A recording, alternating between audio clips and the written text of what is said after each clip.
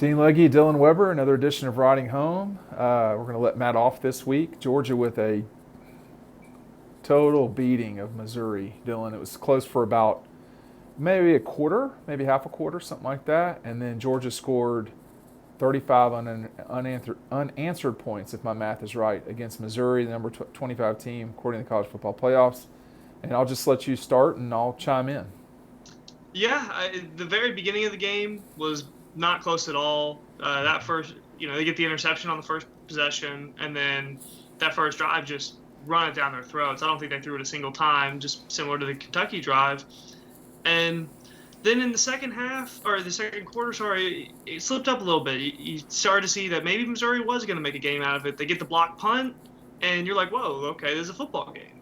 But, right after, then George Pickens comes up with one of the most incredible catches in college football this year. Yeah. And from there, it was just about over. Well, I mean, in the moment, it always felt like Georgia was the better team. Even when that punt was blocked and you're starting to drive at the one and Missouri needed 3 plays to score from the one, Georgia was just doing too much. They got a little off kilter in the going into the second quarter, but this is a team. You don't play games that end in the second quarter or even the third quarter. You play entire games. I mean, if Georgia had played a game that ended in the second quarter, they would have a loss to Tennessee but a win over Alabama. I mean, that's just not how it works. So, and a loss to Arkansas too.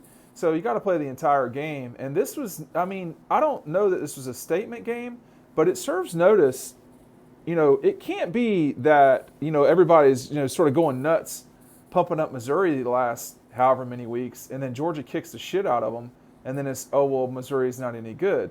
Look, Missouri is a solid team. They are a top 30 team.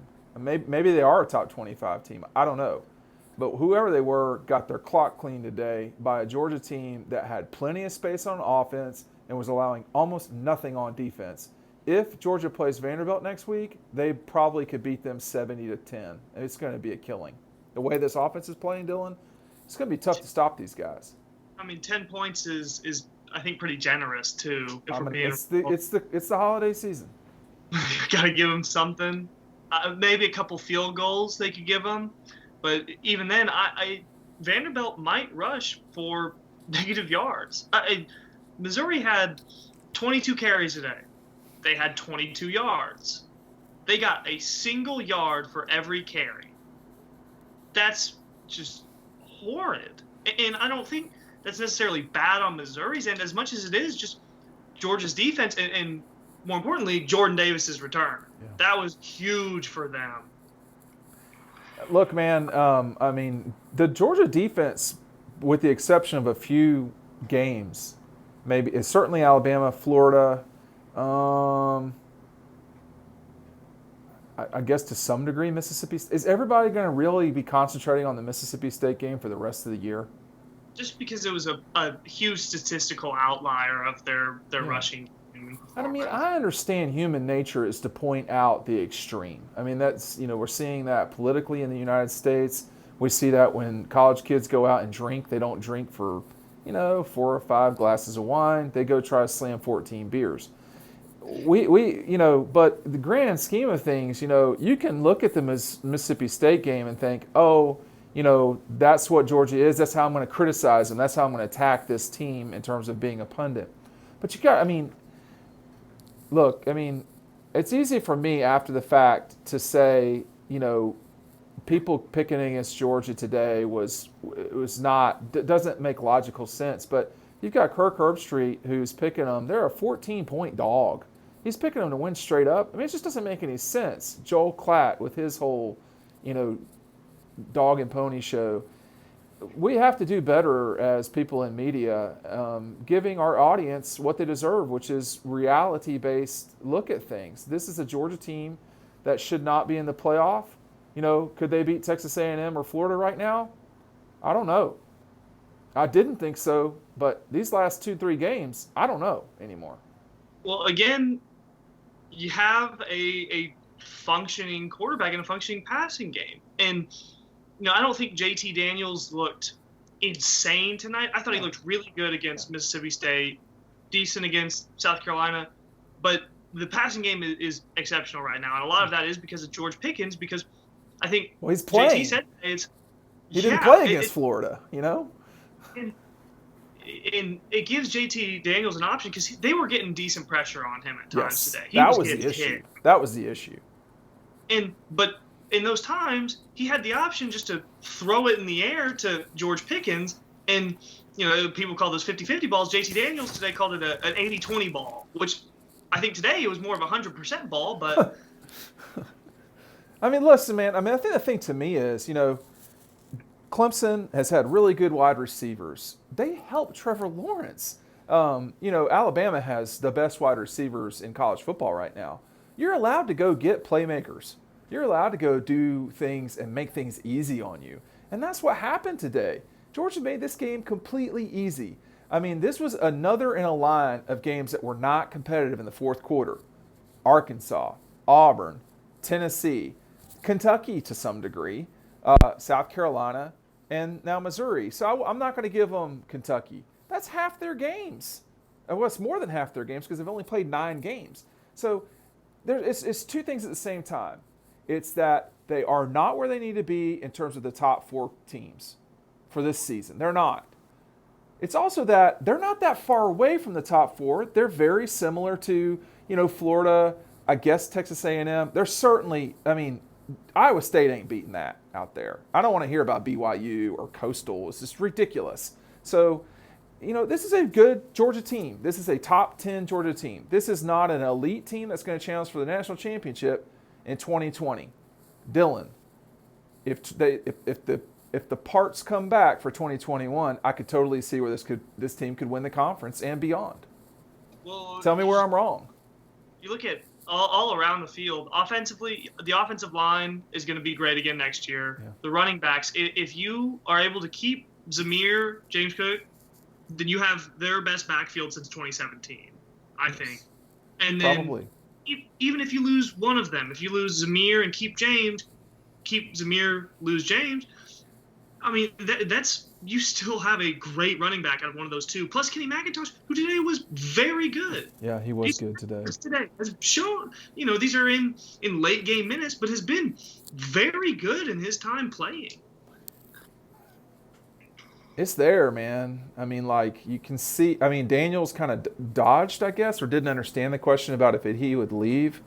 But he didn't talk. He said he was talking about the off season more than he was talking about leaving. Is that, what did you make of that comment from him? Go ahead. I just don't think he knows. I think, if you could, I'm sure he would like to leave. That's his plan, to go to the NFL and play. Sure. But he won't know until after the season. But it's hard to imagine he would get a good enough grade to leave at this point. The problem, Dylan, I'm sorry, for him is you play like this next year. You're probably a top 50 pick for sure, if not possibly a first-round guy. If you have George Pickens with you next year, you can easily be a top 2-round pick because it just makes your life that much easier. And not to say that he won't be deserving of that if he comes back and plays like this next season, but George Pickens can certainly help him out a lot, and he could help George Pickens out a lot too. They are both guys that should be top 50 guys. Pickens, I think right now probably is. He's just not eligible. JT Daniels is. But you could see too, that nobody played perfect today. Just narrowly missing that field goal. The first kickoff, I think, or the second was not ideal. There are always things to pick about, but it's just a little bit, look, and we may see this in the future with, say, Clemson. If they're not in the top 4, people will sort of poo-poo them. No, dude, they're still good. They just might not be as good as they were last year. And that happens. But I think this was a little bit, this is so ridiculous what I'm about to say, but it is redemption for them as it relates to this discussion of should they be in the top 10 or not. I just don't know after a while what people want. They want this every single week. Well, that's happened the last 2 weeks. And by the way, it doesn't happen in this league. You just don't beat the brains out of people unless you're a playoff team. Georgia's not a playoff team, but they are a top 10 team. And I think people, since the playoff was kind of invented, they think that if you're in the top 10, you're vying for a playoff spot. Yes, but That's not really how it works, no, because just because you can't make the playoffs theoretically at this point, which Georgia really can't, they that's cannot.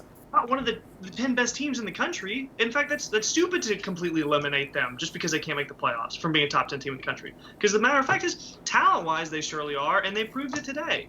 And so, just because a Coastal Carolina or something might be vying for a playoff spot does No, not they're mean. not vying for a playoff spot. They're vying to possibly get into the New Year's Six, which is going to be a struggle. They need Miami to lose. They needed Georgia to lose today. They were within 5 touchdowns of losing Georgia. But this is a Georgia team that I'll tell you right now, man. Listen to me, and I mean maybe I'm wrong. Georgia would choke Coastal Carolina out. It would take about 25 minutes. It wouldn't. I don't think it would take them till halftime. Coastal would stand no chance. Coastal would have a hard time beating Missouri. I mean, I'm just telling you what it is. They maybe it would be competitive with them. I don't know, but what I just saw out there, and it was nasty out here, man. Like it ain't fun. That walk from the car, it was cold. It's not raining yet. The sun was out for exactly 5 minutes during this game, and Georgia's players. See, to me, the most important quote of the day from Kirby was that they had their best practices of the year on Monday and Tuesday. That tells you that this is a forward-looking team, that these guys know they could be dangerous soon, but they will need the return of a few of these guys. I mean, JT Daniels leaves, it changes the arithmetic a lot. And to me, I'm just a little skeptical he would leave because I think there's so much he can learn and not learn, but so much he can earn, coming back, man. I mean, the difference between a 4th or 5th round pick and being buried on a depth chart like Jake Fromm right now and going and playing in the first round or two, you have a real opportunity in the first round or second round. First round, you are their guy. Second round, you have an opportunity. If he were to leave right now, he would maybe be a 3rd round guy. Maybe I'm wrong. Maybe he'd be a 2nd round guy. But he's got to prove it in terms of the injury. He's got a little bit to go, but man, they do look a lot better on offense 9 games into this, dude. They were very explosive today. I think if you're JT Daniels, you have a lot of people in front of you in the draft right now. Yes. Frankly, and maybe at best you're getting a 3rd round pick, but that's at best. Jake Fromm was probably a 3rd round kind of thought last year, and look how far he fell. It's just they're not working with a whole lot of tape, especially after the injury. Let's JT Daniels is a much better passing quarterback than Jake Fromm ever thought about being. I mean, in terms of being a holistic quarterback, I'm not smart enough to know the answer to that. But in terms of production in the passing game, it's really not. It's just not close, dude. I mean, JT Daniels can clearly zip the ball all around the field in ways that Jake Fromm could not. And Jake Fromm was a very good quarterback here. He was.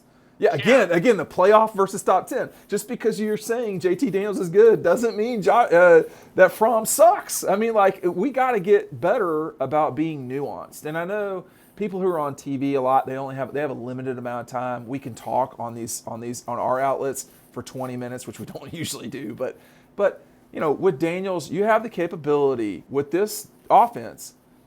In theory, dude. In theory, I think you could lose just 2 offensive linemen and everyone come back. That is possible. Yeah, and then the people behind them, you're working with a lot of talent behind there. Broderick Jones looked good today too. Yeah, I don't think the offensive line, even if and when you do lose those 2 guys, are we talking Sawyer and Ben Cleveland? No, Jamari's no. It would be Schaefer and Cleveland. Oh, yeah, of course, Schaefer. Yeah, and then. There's not really much concern there. I think your biggest concern is losing one of the running backs and then JT Daniels. Well, I would suspect you lose Cook, but I think you lose one of the running backs for sure. He makes it look so easy, man. I mean, it is effortless sometimes. Is he really that fast? You can just see it, man, at the play. Boom, you say, it's touchdown. And the way he plays is can translate to the NFL really well. No the kidding. NFL will love a guy like him. No Just kidding. the versatility you can get out of him. So if they lost Cook this year, I would not be overly surprised. No, I would not. He would be a guy I would expect to go. And I think he's completely within his rights too. I mean, all these guys are. It's up to them. It's up to JT. It's up to, Jake Camarda if he wants to come back. You know what I mean? So it is up to them. But I really think that James Cook makes it easy, man. He makes it look easy. And like moving forward, looking forward, this is a Georgia team that I would say almost certainly now is destined for the New Year's Six. And unless some weird stuff happens, which like if Clemson loses and Texas A&M gets in the playoff, I think that changes some things. But what I'm about to say is that like I'd say 95% chance that Georgia's playing in the Peach Bowl. I don't know who they'll play. There's still some tough games for Cincinnati out there, but it's looking like the Peach Bowl, which would be a tremendous opportunity for Kirby and this company to get, Kirby and this program to get 3 New Year's Six bowl victories in a 5-year coaching span. I mean, that would be very impressive. Now, cart before the horse, you still have to deal with Vanderbilt, which is there's not a lot of cart there. So, and then you'd actually have to win the Peach Bowl, which would be a challenge, I would say. But Dylan, if they're pumped up on December 9th about practicing football, I'm just going to tell you, man, that is all about the kids. That is all about the players. The coaches are always ready. It is up to coaches. It is up to players to get themselves going. That is the hardest thing in sports, is to practice and be jacked when you don't have something to play for. Practice in college sucks. I can speak as an authority figure on that. It is not fun, period. And particularly this year, these guys have given up a lot, and they would be giving up Christmas by going to the Peach Bowl if they go there. But those 2 practices, that tells me all I need to know about the mindset of the kids in this program. They've not given up on the season. They're out here trying to throat slash people. And I think that's a big testament to the leadership too, because it's not like on their own. I don't think that every single player is probably jacked up, but those guys are getting them rallied up saying, hey, we're all in this together. This season's not over. No. And I don't think we didn't see that, certainly in when they went to the Sugar Bowl in 2018. Right. That just wasn't there. The team was just, they didn't make it to the playoffs, and they were upset. And they were, and rightfully so, they were upset. But here, you're right. They're playing against Missouri. It's, almost sub-freezing level temperatures, and they're not going to go play in the SEC Championship. They are at best going to go play in the Peach Bowl, and they are jacked up to go kick Missouri's ass. That's something, I don't know if we've really seen that level of enthusiasm from a Georgia team, in a while, besides in the big games. Well, you can't, it's hard to compare this year's situation with those in the past, because the last 2 times they've still been getting ready for the SEC championship game, and in 16, they did not close against Georgia Tech, but that was a different time in the program. Mark Richt's teams did not do this at the end of years. In 13, they had to come and beat Tech in overtime. In 14, they lost to Tech. In 15, they had a 7-point win at Tech. Maybe, in 12 and 11, they were playing for it. And in 10, they had a 8-point game against Tech. They came in here today, this Georgia team, and absolutely finished the season. And if they play Vanderbilt next week, and Vanderbilt's limited, and North Carolina's up on Miami, not shocked right here. Not shocked at all. Not at all. If they go in to play Vanderbilt, they will beat the ever-living poo-poo out of them. And that's not going to be a pretty game. And they may have something very serious to prove if they're playing a top 10 Cincinnati team. No matter who they play in the Peach Bowl, that's going to be probably a top 10 game if they play in the Peach Bowl. All the other games would probably be top 10 games as well, unless they got stuck with USC somehow. So the Pac-12 champion, even that could be a top 10. So this is a Georgia team that has got some real damage on their mind. They are trying to end this season on a major roll and kickstart You look at that Clemson game to start next year. If that's the way Georgia plays, they're going to be right there with Clemson. If not, Georgia looks good right now, man. And there's a lot to look forward to with the team next year, with They do. they have, with how it looks right now, how it's shaping out. Yeah. You have to think this team will be, I don't want to say a lot better, but they will have the parts that they need that they didn't have at the beginning of this season. No question. Dean Legge, Dylan Webber, I'm going to get ready to knock this thing off. Thanks for watching. Go to the website. Make sure that you're checking it out, dogpost.com. Thanks for listening, riding home. We'll see you on the website.